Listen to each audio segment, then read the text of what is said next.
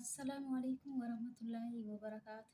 ውድና የተከበራችሁ ውድ የቻናሌ ቤተሰቦች ሰላም፣ እንዴት ናችሁ? በያላችሁበት ሰላማችሁ ይብዛ። ላይክ፣ ሼር፣ ሰብስክራይብ በማድረግ አበረታቱኝ እላችኋለሁ። ውድ እህቶቼ ከማዳም ኩሽና ነው እላችኋለሁ።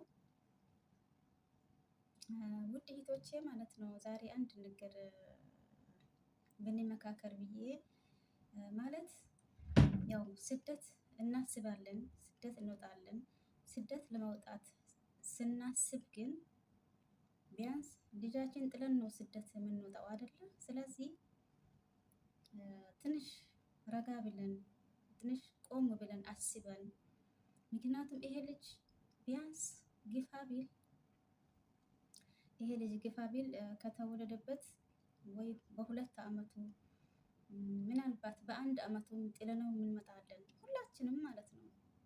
ማለት እንደዚህ ራሱን ካወቀ በኋላ ያው በደንብ ከተዋወቃችሁ በኋላ 4 ዓመት ይፋ ቢል 4 ዓመት ከሞላው በኋላ ያው ስደትን እንደ ፋሽን አድርገን ሁላችንም ይዘነዋል እና በደንብ ተዋውቃችሁ እሱም በደንብ አንቺን አውቆሽ በስልክ ለማናገር ቢያንስ ማለት ነው በስልክ ለማናገር አንቺ የእሱን ድምፅ ስትሰሚ ውስጥሽ ይረካል፣ ደስተኛ ትሆኛለሽ።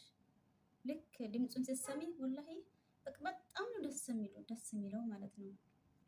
ልጃችሁን ደውላችሁ ስታናግሩ በቃ የሆነ የሌለ ደስታ ነው የሚሰማችሁ እና ማለት እኔ ለማለት የፈለኩት ምንድነው ግፋ ቢል በአንድ ዓመት በሁለት ዓመት ጣል አድርጋችሁ አትምጡ ይባካችሁ። ማለት ታገሱ። ያው ኢትዮጵያ ውስጥ አያስቀምጥም። የሚያስቀምጠው ምንድነው ችግር ነው። ችግር ሁላችንም ያባረናል ማለት ነው። በፍቅር ለመኖር ተከልክለናል። በሀገራችን ችግር ያባረናል ማለት ነው እና እንደምንም ሰብራችሁ ልጃችሁ ቢያንስ 4 ዓመት ከ4 ዓመት በኋላ እናንተን በስልክ ለማናገር ዝግጁ ሲሆን ስደትን ብትመርጡ የተሻለ ይሆናል። ያው ስደትን ምርጫችን አድርገነው ሳይሆን ግድ ነዋ። ችግርን አሸንፈን አገራችንን ለመኖር አልተቻለም። ስለዚህ ያ ከሚሆን በደንብ ተለማምዳችሁ በስልክ ለማውራት ከደረሰልሽ በኋላ ቤት መጪም ያው ስልክ ስትደውይ አግኝተሽ ታናግረዋለሽ ማለት ነው። በደንብ ያቅሻል። አሁን ይሄን የሚለው ለምንድን ነው?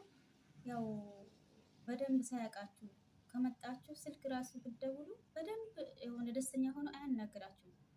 ምክንያቱም በምታስፈልጊው ሰዓት ነው ስደትን ትተሽው የወጣሽው። በምታስፈልጊው ሰዓት አሁን ለምሳሌ ከ2 ዓመት በኋላ በ2 ዓመት እድሜ ውስጥ ባለ ሰዓት ላይ ጣል አድርገነው ስደትን ስንወጣ ይሄ ልጅ ምንም ነገር አያውቅም፣ ምንም አያውቅም። አንቺ እንድታክፊው ነው የሚፈልገው። በቃ አንቺን ብቻ ነው የሚፈልገው። የ2 ዓመት እድሜ የ2 ዓመት ህፃን ማለት በጭራሽ አንቺ እንድትለዩ አይፈልግም፣ ምንም ነገር ማለት ነው።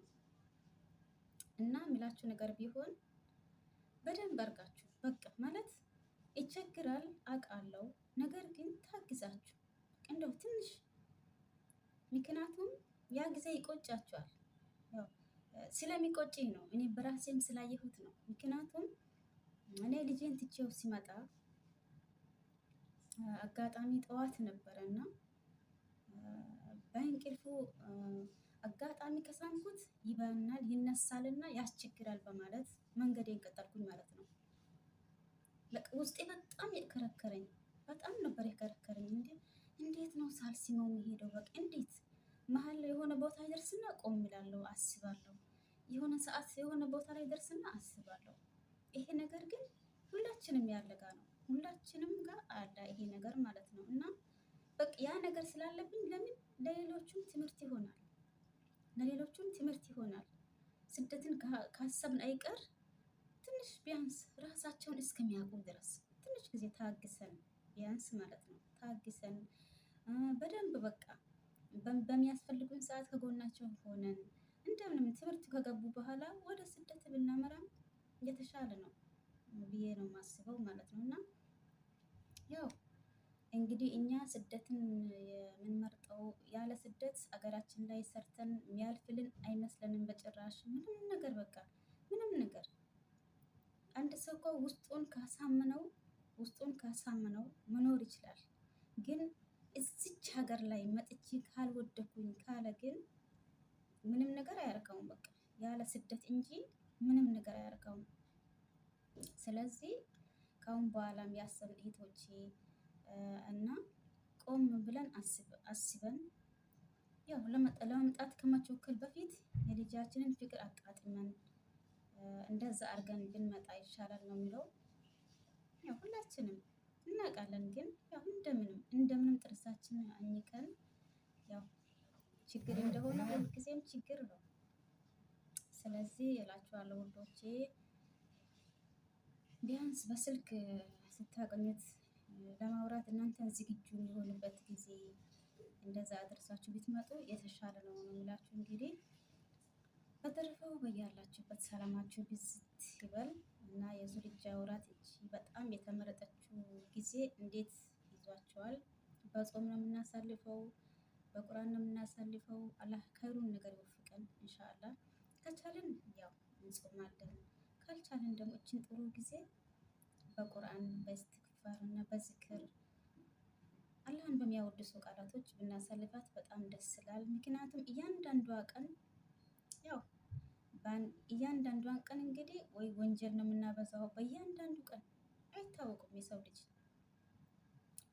አስታውሰን ደግሞ እስትግፋር ማድረግ አለብን ለወንጀላችን። ሁልጊዜም እኛ ባለንበት ቁጥር በሄንበት ሁሉ ወንጀል ነው አይደለ? በቃ ማለት እጅ ወንጀል ትሰራለች፣ ይሄ ምላስ ወንጀል ነው የሚሰራው፣ የሚያየው አይኑ ወንጀል ነው የሚሰራው። ሁሉም አላህ እንግዲህ ቀለል ያርግልን። ወላሂ መቼም የሰው ልጅ ሆኖ ማይሳሳት የለም። አላህ ሱብሃነሁ ወተዓላ ደግሞ ማሪ ነው፣ ይምረናል። እስትግፋር እናድርግ እና እችን ጊዜ ጥሩ ጊዜ በጥሩ ጊዜ እናሳልፋት።